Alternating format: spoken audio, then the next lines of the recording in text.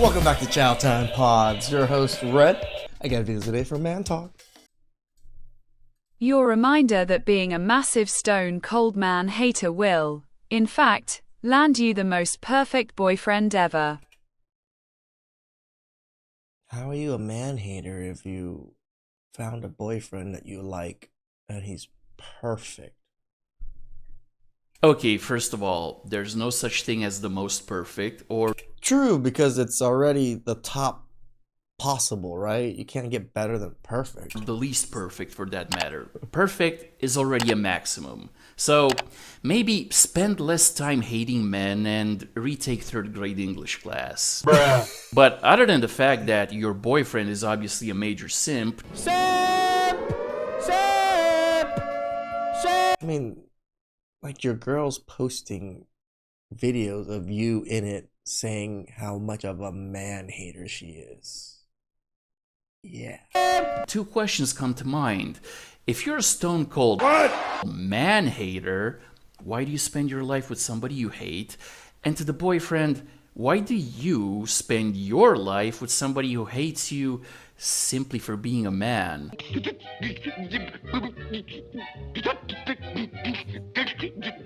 See, this just goes to prove yet again that the real problem with the dating market is the simps that accept and enable women's bad behavior. I mean, it's true.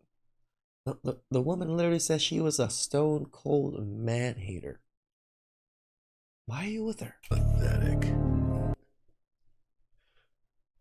I don't know if any other ugly women can relate to this experience or ugly people in general, but my entire life, ever since I've been old enough to be aware of the way that I look and my appearance in relation to others, I have felt inhuman. I have felt less than human. I have felt like something that has snuck onto Earth, and I've never known how to make that feeling go away because it is so inherent to who I am that I don't think it's possible for me to feel any other way than this. You're kidding, right? Stop it. Get some help. Bruh. We really need some mental health asylums out there, man. Maybe we should bring that back.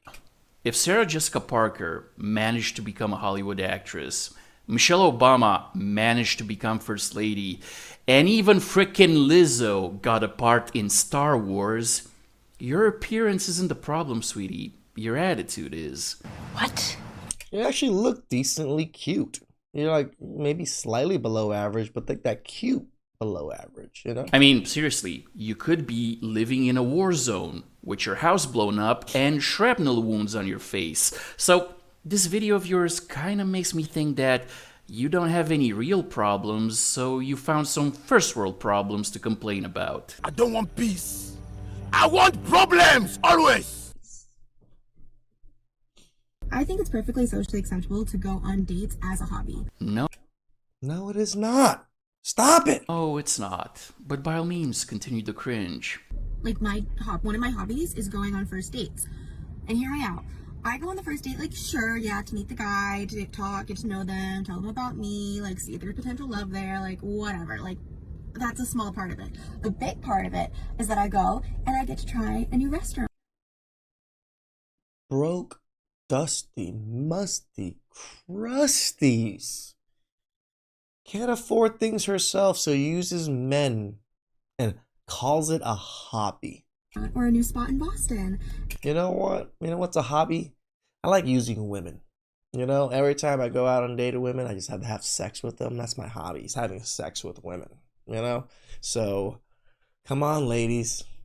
Let's have at it. And usually, if not always, it's fun to buy the guy. So basically, you use men for their money. Just like a woman. Good thing you made this video though, so men know to not fund your hobby. Congratulations, you played yourself. Pretty So I'm much. ooh, let's go explore a little bit. Let's try to grow what I know about my city. And then when I go out with my friends, I can be like, oh my God, I went to this really cool new spot. Let me show you.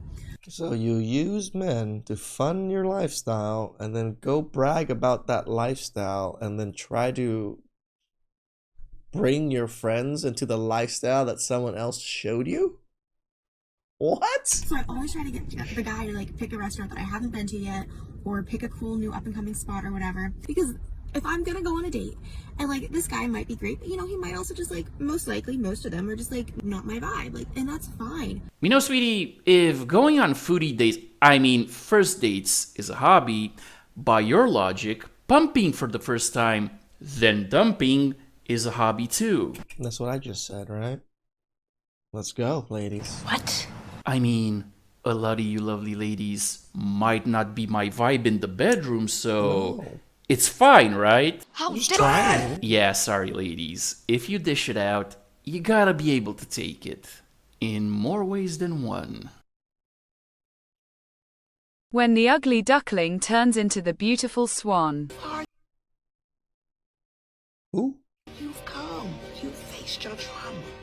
You came out on the other side. The swan. More like the ugly duckling turned into an average woman And look at you. You're average at best. with a lot of tattoos and a tendency to scream into her phone camera. Are you kidding me? Nope, I'm really not. She looked totally different from the screaming one to that one. I believe more young men are lying in dating about who they voted for. You mean like how for decades a lot of women lie about liking men so they'd pay for foodie dates? Or how a lot of women lie about loving men so they'd marry them only Lie about their body counts. to then divorce them and take half or more of their assets? Gee, I wonder where men learn this behavior from. And I believe this because this happened to me. Quick preference that if you are someone who doesn't care about politics and that you would date someone on either side, that's great. That's your journey. I'm someone who's dating with intention, and I want to date someone whose values and morals align with my own, and I would rather be single than end up with someone whose values don't align with my own. Anyway, so I was dating this guy. First day, I make it clear that I'm liberal. Couldn't really get a sense of where he was landing, which honestly should have been a yellow flag. But anyways, second day, I decided to be more intentional about it and just directly ask him, like, are you politically involved? And he said, not as much as I like want to be, but I am more moderate, but I voted for Kamala. Every day, more lies. And I said, great. And then from that, I figured we would like get to know each other's politics throughout like the course of a natural dating. Like, I don't need to go through every single like belief of mine and make sure that we're aligned on the second day. Anyways, over the next like 2 months, we are dating, and we did have more political conversations. And while he didn't seem like as politically informed as me, like that's okay. It definitely did seem he leaned more left during these conversations. Anyways, after 2 months, he asked me to be exclusive on a Wednesday, and I say, yes, this is going really well. He's been a really nice guy. Like, I'm not in love with him yet, but he's a nice guy. Okay. And then Thursday rolls around, whatever, nothing happens. Friday morning, I had to send him good morning, and then he says good morning and sends me this long message, and it is him saying, I've not been honest with you about who I align with politically. First of all, I was like, so what did you lie about? And he's like, I voted for Trump. What? I voted for Trump. I love this guy. And it was really annoying because it wasted 2 months of both of our lives. It wasted dates that we went on. It wasted money, mostly his money, but like my money too. You know, guys, I partly agree with her, because why would you waste your time and money on a woman who you know will automatically reject you for your political beliefs? I mean, unless it's just pump and dumping, which I kind of think is what he did. When you could have spent that time and money with a woman who shares your political beliefs. Dude was kind of an idiot, if you ask me.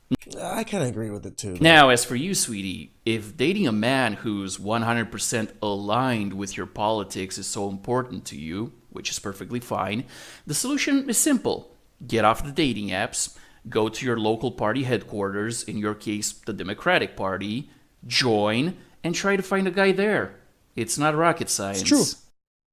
You just probably won't find the guy you like. I was actually so desperate to live in Germany that I almost got married for citizenship. So basically, you were willing to commit immigration fraud. And I really wouldn't recommend it. Yeah, no kidding. It's illegal. Everything went so wrong in all of the ways you would not expect them to. Basically, I was young, I was afraid of getting kicked out of the country, and I was talking to my friends about it, and it felt like, okay, maybe getting married is a good idea. It wasn't. But anyways, I'm talking to my friend and my boyfriend at the time about the options to maybe get married. My best friend was super sweet. She was like, if they try to kick you out of the country, I'm marrying you. Of course I'll marry you. My boyfriend was less excited about the idea. Yeah, I'm sure he was. He really didn't want me marrying my best friend, and he also really didn't want to marry me. Yeah. Who would have thought that your boyfriend wouldn't be thrilled about you marrying another person in order to commit immigration fraud, or would be even less thrilled about marrying you so he'd be an accessory to immigration fraud.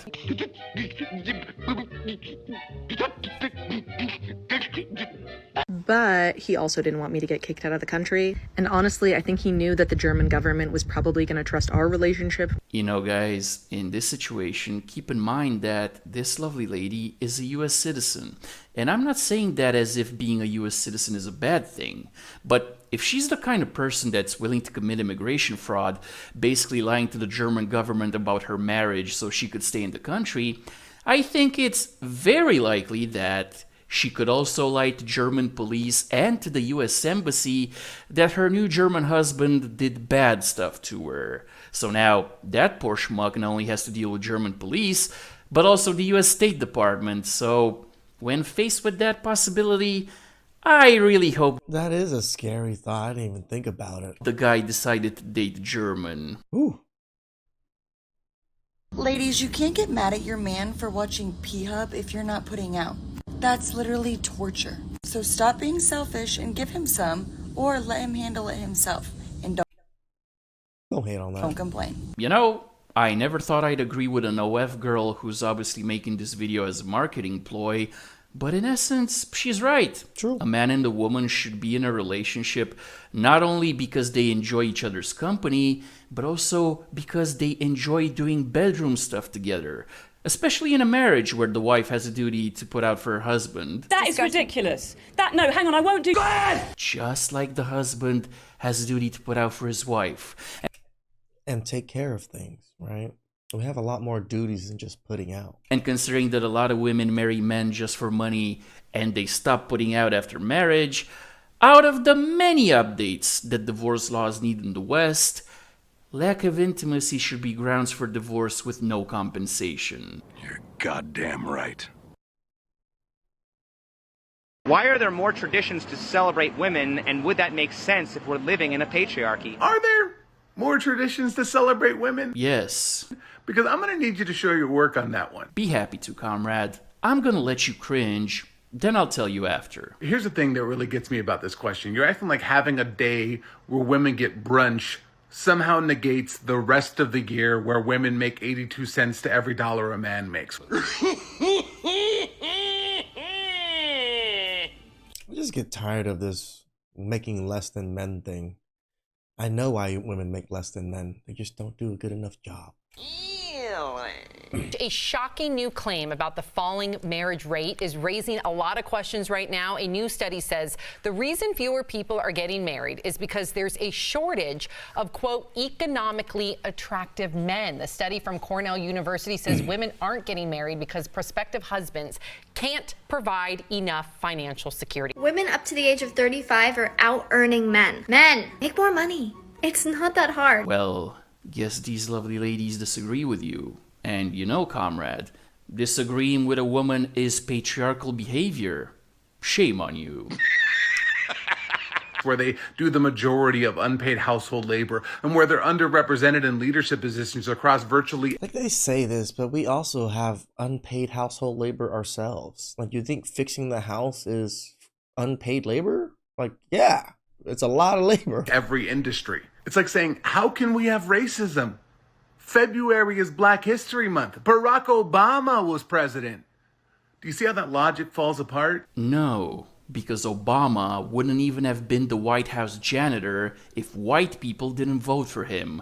Also, I haven't seen a black president in Europe or Asia yet, so maybe think it through the next time you want to make this argument about America. The thing is, if we really lived in a matriarchy, we wouldn't need special days to remember that women exist and contribute to society.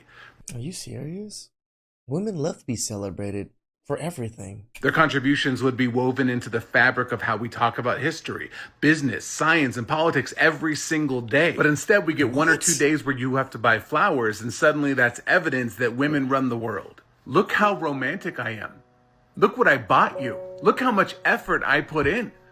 Now, please ignore how badly I've treated you for the last 364 days. Speak for... So stupid. So you just mistreat women constantly until that one day? You're telling on yourself, idiot. For yourself, comrade. I treat the women in my life very well. Thing is, They treat me the same, though. This isn't evidence of any sort of matriarchal power structure. You're just confusing performance with power. Okay, comrade. I said I'd present my work, and here it is. Everybody makes a fuss about International Women's Day on March 8th, but hardly anybody knows when International Men's Day is. When marriage happens, the ceremony itself is only about the woman, cause she gets to wear a diamond ring and an obscenely expensive dress, and she also gets her own WWE entrance music, while the future husband just stands there waiting for her, like an obedient puppy. And then you got divorce courts, which favor women, and give women child custody about 90% of the time, which leads to 90% of child support being paid by men to women. Then, you also have women in law enforcement and the military who have to pass lower physical standards than their male colleagues. And also, there's the teeny tiny fact that women are not eligible for the draft. Pathetic.